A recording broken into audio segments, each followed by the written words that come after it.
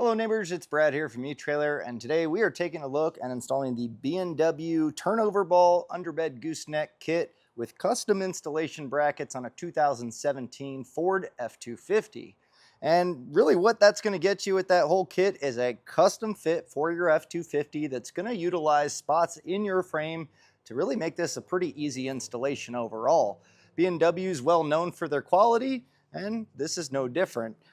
Throughout the whole process, I really enjoy these kits because they're straightforward and everything just seems to go together really well. And the benefits of the B&W underbed gooseneck kit, I think, is well worth it. You have a latch mechanism that you can operate from the driver's side wheel well that's going to allow you to lock the ball in place. Now, B&W is rather unique with their square style design. This keeps it from rotating once it's in place, where other gooseneck brands, the ball can rotate. So this just keeps that in place, but it also works dual fold. When you're ready to tow, you just simply drop this in. You'll latch that on the side to lock it in place. You have your spring-loaded safety latches here.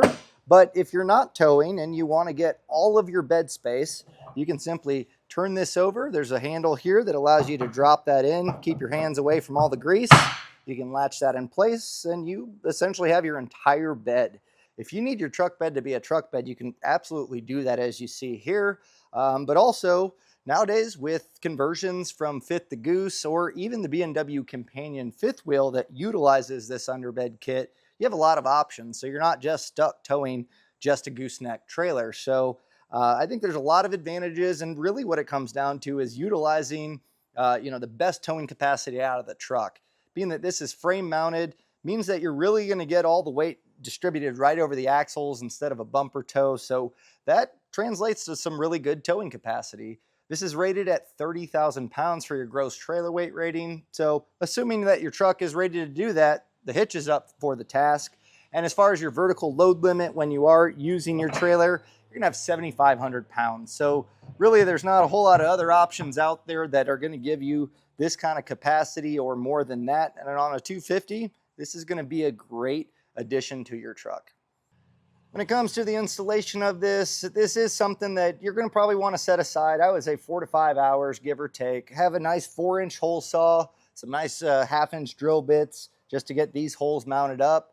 Some power tools are going to go a long way. Really, the only hardware that you need is going to be a 1/2-inch socket, a 3/4-inch socket, and a 15/16 socket, and possibly wrenches for the back side of the bolts. But beyond that, none of it's terribly difficult. You are going to be under your truck for a little bit, and you might want to have an extra set of hands. But beyond that, as I walk you through, you should be able to get this installed. But also, if you watch the video and say, you know what, I don't have the time, the place, the tools, or even the want to tackle that myself, but I do need a gooseneck, well, don't worry about the installation. You can find someone close to you to get it installed by using our dealer locator. You simply put in your zip code and you're going to find a list of shops near you that can get this installed for you so you can be out on the road towing. To get started on our install, the first thing I did was remove our spare tire. It's going to give you a lot more space to work underneath the truck and really get tools to be able to rotate without it being in the way. So that's something I always recommend when doing an underbed gooseneck kit. Now the next step is going to be ripping the band-aid off and drilling a hole in the bed for the gooseneck to pop through. This is going to set the tone kind of for the rest of the installation, so make sure you take your time, measure it out right, and measure a few times before cutting.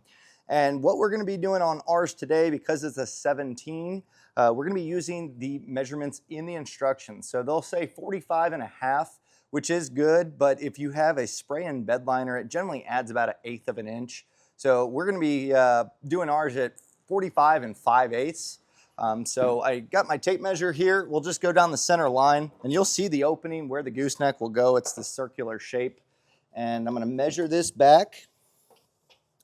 And I'm just going to make a mark with my chalk marker here at 45 5/8. And once you get the distance marked out, also make sure it's centered up. And then we'll take a drill bit to create a pilot hole for our hole saw. And we'll get this drilled out. Now to make our hole for our gooseneck, we're going to need a 4-inch hole saw. And with this, especially with the underbed or the spray-in liner here, just kind of make sure that you're getting a nice clean cut. It's going to make the finished product look a lot nicer.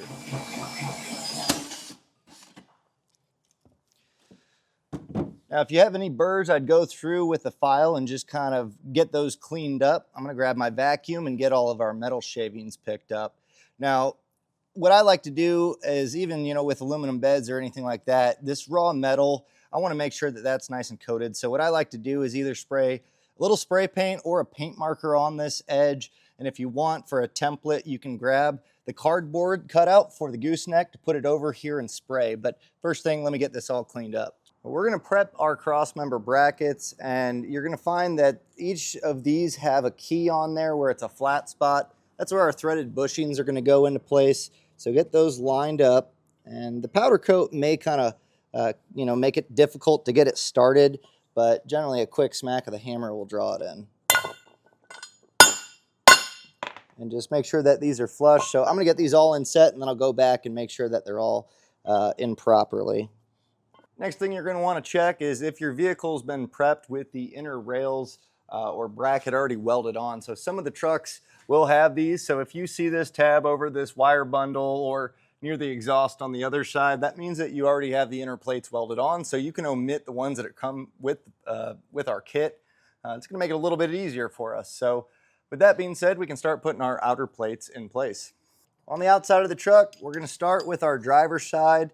And you'll find that we have the diagram for the handle. So this will be on the driver's side. We get our large diameter bolts with the large washers, and we're going to put these on the head. As we pass this in, that'll hold our plate in place.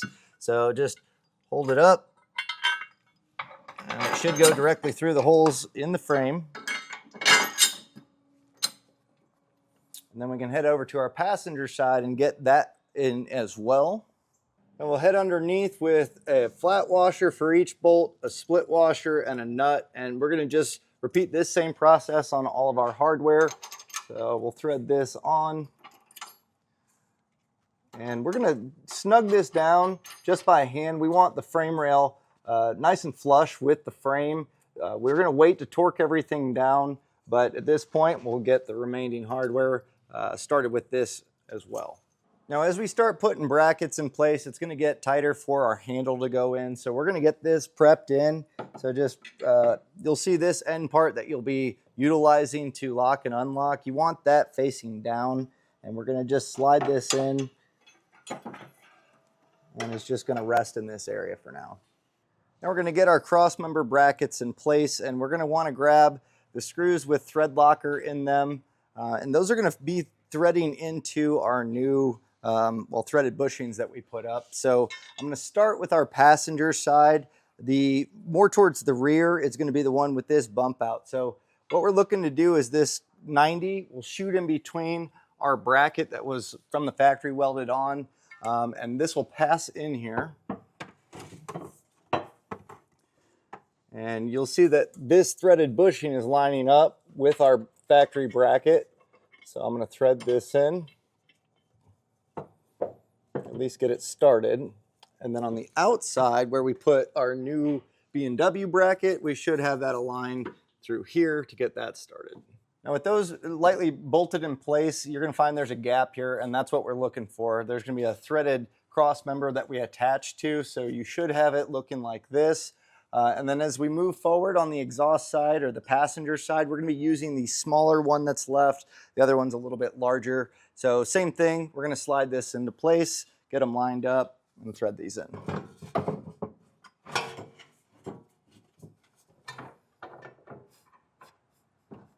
Now, something I ran into that you may also run into is going to be the exhaust kind of causing an issue as far as being tight. We have an aftermarket exhaust.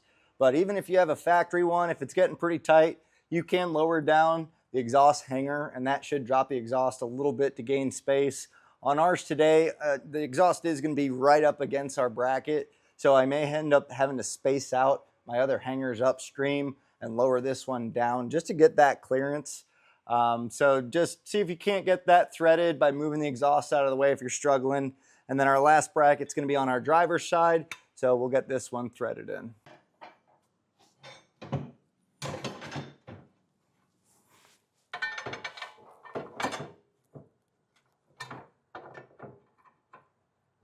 Now I'm going to buzz mine down with a 3/4 inch socket. I'm not going to tighten it all the way, but we want to get a few threads started so they're not falling out as we continue our installation. So just a few bumps to get it started and make sure that it's not going to fall out.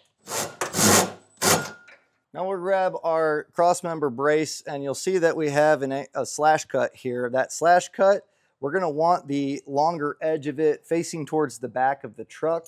And something that I'll have ready is once we get this slid in between the brackets, you'll see they're offset. So this one will sit on the back side as we feed it up. Once we get it to the point where those holes are aligned, we're going to grab this bolt with the large washer. This is going to feed from the back side, and all of our hardware is going to feed from the front to the back. So we'll feed that in, and then we're going to finish that off with a split washer and a nut. So let's get that one in place first.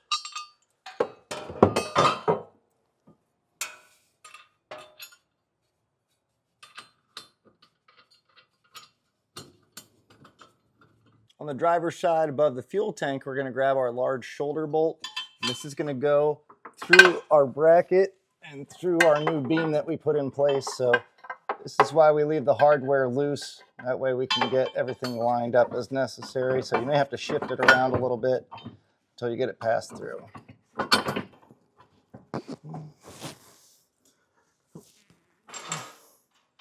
Once you get that passed through, we're going to grab our spacer plate. Put that in place, our split washer, and then we'll loosely get our nut started. Now with that held in place by our hardware, now we can grab this bracket, and you'll see that there's 3 holes offset and then 1 off to the side. That's going to go towards our driver's side. And as we hold this up, I have one of our large shoulder bolts here. That's going to go on this slash cut side. So just feed that through. And then on the back side, we'll finish it with a split washer and a nut.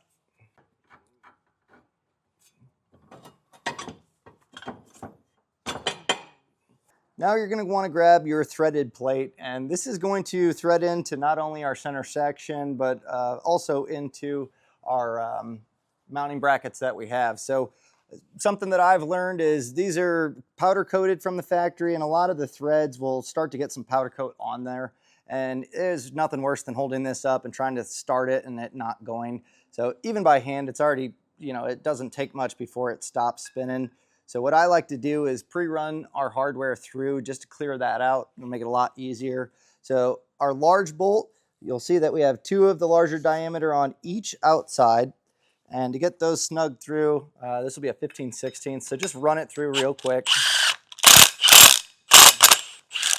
And then go through each of them. And then our smaller hardware will have 4 holes here. That's going to be a 3/4 inch socket. So we'll make sure that we get these all cleared out. Those threads cleared out, we're going to grab 4 of those large diameter bolts, a flat washer, split washer combo just like this. And as we raise this up, it's going to fit nicely into this gap on our rear brackets. And we're just going to thread these in. So it should be all the outside ones. And we'll get all 4 started. Now we're about ready to get our center section up, and if you're doing this by yourself, it can be a little bit tricky. So trying to get yourself set up to where it's as easy as possible while raising it, that's going to be really paramount when you're holding it up, trying to get the hardware started. So what we'll do is take our shoulder bolts, and I'm going to pass it through the bracket. In these 4 holes, I'm just going to leave it to where there's no threads hanging out, but it's at least prepped. That way when we raise it up, we can just pop it from the backside, and that'll help hold it up. And now another thing you're going to want to do is prep the remaining bolts with a flat washer and a split washer, because we can also thread them in here.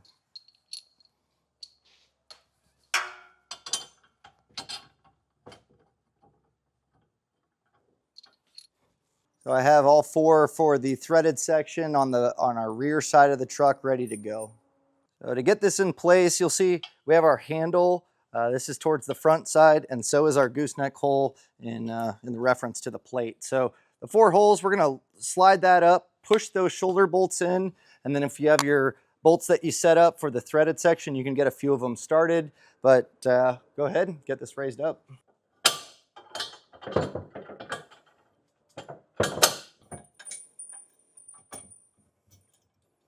And you'll see pretty quickly in this step why we leave everything loose, because to get everything aligned, you may have to shift things around as necessary. But with those 4 popped through, and 2 of them started here.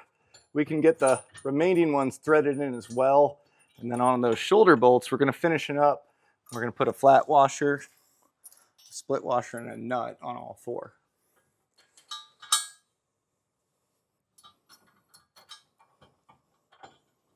Now the instructions at this point will tell you to get a lifting device in place, and really we're just trying to draw up the center gooseneck through the hole that we made and get it perfectly aligned and then tighten everything down. So drawing that up is going to make sure that it's going to sit exactly where we need it.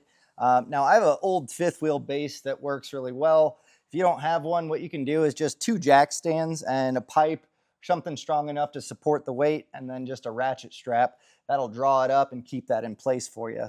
So I just kind of hooked around our locking mechanism in there. And as I draw this up, you will be able to guide it a little bit. So if you're a little off on the hole or whatever, now's your chance to really get this dialed in exactly where you want it.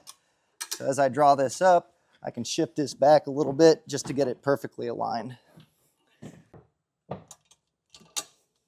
Now, you should be able to align it pretty well with the ratchet strap, but a little bit of variance here and there can just annoy you if you want it perfectly centered. So if you need to, you can get a dead blow and just kind of knock that a little bit over until you get it perfectly aligned. And we're going to keep tension on this lifting device because that's going to keep this in place while we torque and tighten everything down. So as it starts to cinch everything up, we want this to stay exactly where it's at. Something else you're going to want to check before we start tightening things down, make sure that your latch handle isn't bound up. It should be pretty well square with the axle. It sits a little bit in front of it, but the main thing is this isn't bound up. Now with that in place, it's time to start snugging down hardware, and there is going to be a proper method to make sure that it all draws up properly and we're not going to have it crooked. So first thing, if you start to get a lot of resistance because of it being drawn up, you might want to loosen that up. We don't want to, damage any hardware in the process. But the first things I'm going to tackle are going to be the ones that go into the threaded cross member and the ones directly across. So all of them on our center section. So that way we can keep our 3/4 and just get that knocked out. So I'll draw these in, and then on these ones, I'll just make sure I have my wrench on the other side. And once you get all 8 of those snugged down, we're just going to continue on with the bolts that go into the side cross members. So the ones that we fed in through here, those are going to be 15/16. So we'll get the threaded ones in and also get our wrench on these ones and get those snugged down.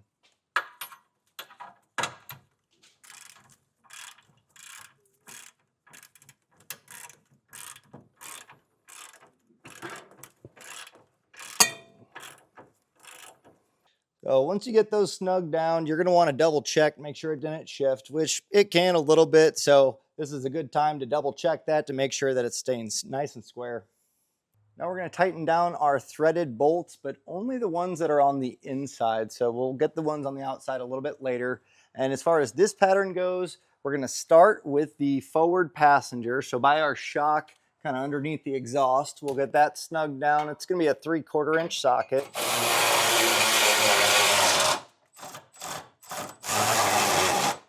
So double check again that it hasn't shifted, because now we're going to tighten up the threaded bolts on the outside. So it's actually easy to do this if you have the truck lowered from the wheel well.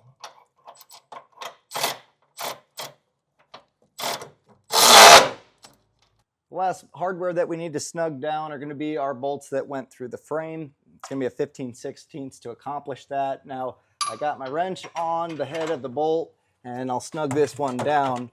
But as we start to look at the one up by the fuel tank, that's going to be pretty tricky to get a socket in there. So I always try to tighten on the nut side. We may have to revert to going to the head side on that.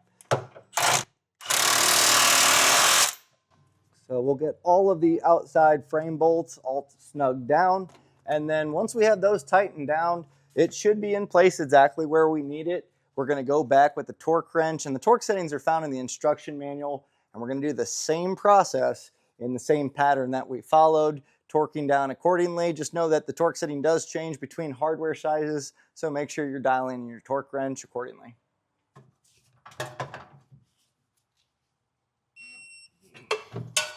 Once everything's torqued down, we officially have the fifth wheel in place. There's going to be our handle that we need to get in place, as well as our safety chain loops. So at this point, we're going to need to want to release the handle mechanism. So with your lifting device, you can take that and get it removed and out of the way.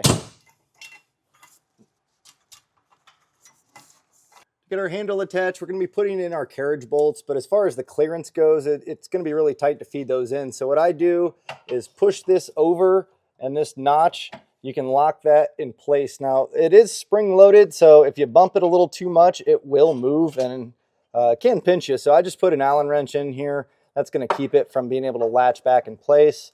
And our handle is going to go on the top side. So from there, we'll feed in our carriage bolts. And then we'll get our 1/2-inch flange nuts, thread those on, and then snug those down. We'll take our Allen wrench out. We can head to the outside of the truck where we can test to make sure that it's actuating smoothly.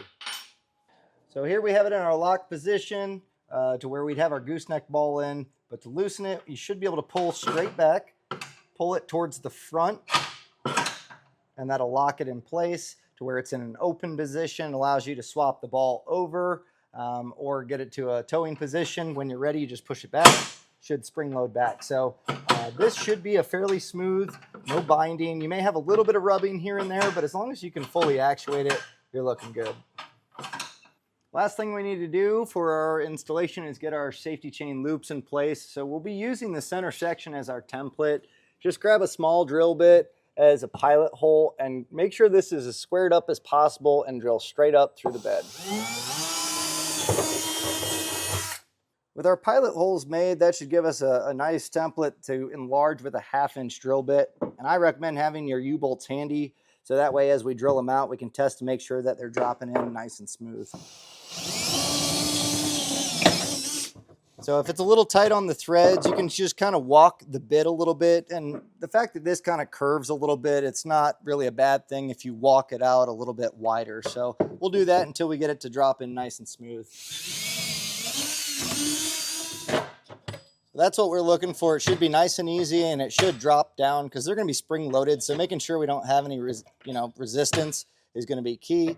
So just like we did before, I'll vacuum up the shavings. I'll clear off some of the flashing from the undercoating here and hit it with a paint marker where I can, or some spray paint. Once you have your paint dry, you can drop these in.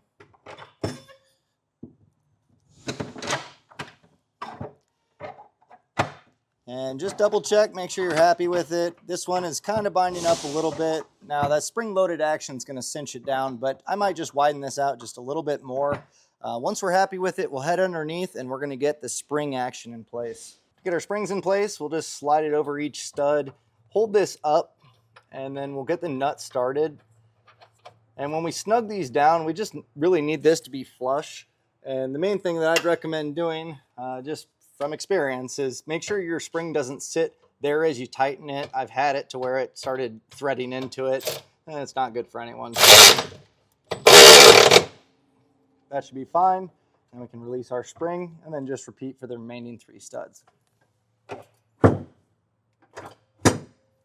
So testing again up top, everything's looking nice. These are nice and flush. So at this point, you can either hook up to your trailer by dropping in your ball, latching it in place, or if you're not ready to tow and you're going to be doing some normal driving, you can simply flip this over and you'll have it ready for the next time you're ready to tow. But with that all being said, that's going to do it for the installation of our B&W Gooseneck kit on a 2017 Ford F-250.